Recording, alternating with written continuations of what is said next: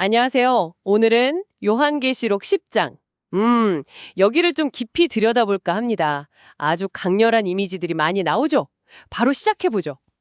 시작부터 정말 압도적인데요. 힘센 다른 천사가 하늘에서 내려오는데 묘사가 대단해요.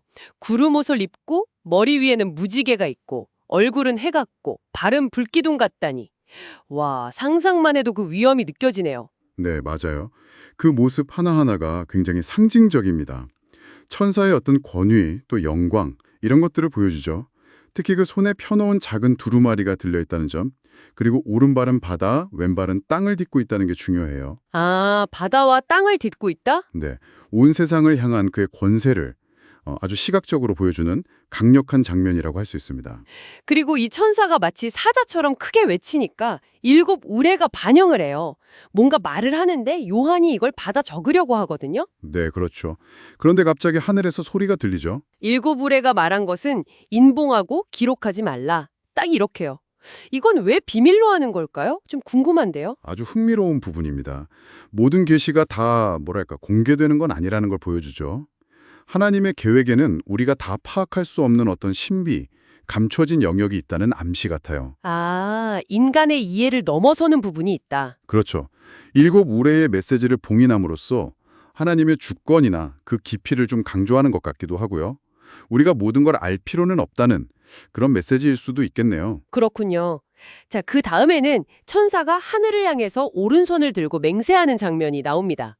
이것도 참 인상적이에요. 네. 창조주 하나님을 가리키면서 더 이상 지체하지 않겠다. 이렇게 선언하죠. 지체하지 않겠다. 네. 일곱째 천사가 나팔을 불 때 그동안 감춰졌던 하나님의 비밀, 그러니까 선지자들에게 전하셨던 그 복음이 마침내 이루어질 거다. 이렇게 말하는 거죠. 와, 그럼 이제 정말 때가 가까웠다는 그런 느낌이네요? 맞습니다. 이 맹세는 하나님의 계획이 어떠한 지연도 없이 딱 정해진 때에 반드시 성취될 거라는 걸 강조하는 거예요. 지체하지 않으리라는 이 선언 자체가 임박한 사건들에 대한 긴장감을 확 끌어올리죠. 하나님의 시간표가 이제 본격적으로 움직이기 시작했다는 그런 강력한 신호로 볼 수 있습니다. 아, 그리고 이때 시선이 요한에게로 옮겨가죠. 하늘에서 또 음성이 들리는데 요한한테 그 천사 손에 있는 펴놓인 작은 두루마리를 받아가지라고 해요. 네, 요한이 가서 달라고 하니까 천사가 좀 독특한 명령을 하죠. 가져다 먹어버려라. 네 배에는 쓰겠지만 네 입에는 꿀처럼 달 것이다. 이렇게요. 먹어버리라니 정말 특이한데요? 그렇죠.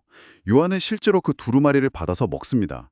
그리고 기록된 그대로 입에는 정말 꿀처럼 달콤했는데 먹고 나니까 뱃속에서는 쓰게 느껴졌다고 하죠. 이야, 입에는 달고 배에는 쓰다. 이 경험, 이게 뭘 의미하는 걸까요? 좀 더 설명해 주실 수 있나요? 네, 이게 하나님의 말씀을 받는 것에 어떤 이중적인 성격을 아주 생생하게 보여주는 것 같아요. 그러니까 하나님의 계시나 진리 그 자체는 우리에게 생명을 주고 기쁨을 주는 그야말로 꿀처럼 단 것이겠죠. 달콤하죠. 네, 그쵸. 말씀 자체는 좋은 거니까. 하지만 그걸 온전히 내 것으로 받아들이고 소화해서 세상에 전하거나 아니면 내 삶으로 살아내야 할 때가 있잖아요. 특히 그 내용이 어떤 심판의 경고라든지 아니면 어려운 순종을 요구한다면 개인적인 고통이나 어떤 저항감 같은 쓴맛을 경험할 수 있다는 의미로 해석할 수 있습니다. 아, 말씀을 전하는 자의 어려움 같은 거군요. 네, 예언자의 길이 영광스럽기도 하지만 동시에 고독하고 또 힘든 짐이 갈 수 있다는 걸 보여주는 거죠. 그렇군요. 결국 이 특별한 경험 후에 요한은 다시 한번 중요한 사명을 받게 되네요. 맞습니다. 너는 많은 백성과 민족과 언어와 왕들에게 다시 예언해야 한다. 이런 사명을 받죠. 이 작은 두루마리를 먹는 행위가 그를 새로운 예언 사역으로 이끄는 계기가 된 셈이네요. 오늘 살펴본 요한계시록 10장, 정말 강력한 이미지들 속에서 계시를 받는 경험의 양면성, 달콤함과 쓴맛, 그리고 그에 따르는 책임에 대해 깊이 생각하게 되는 것 같습니다. 네, 핵심을 잘 짚으셨어요.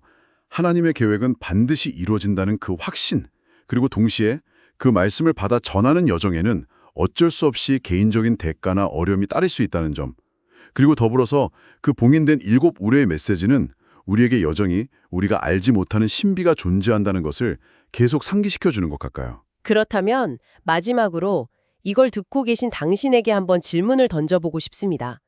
당신의 삶에서 받아들이고 소화해야 할 작은 두루마리, 그러니까 어떤 진실이나 사명은 무엇일까요? 만약 그것이 처음에는 꿀처럼 달콤하게 다가왔지만 시간이 지나면서 속에서 쓴맛으로 느껴진다면 그때 당신은 어떻게 나아가시겠습니까? 한번 조용히 성찰해보는 시간을 가져보시는 것도 좋겠습니다.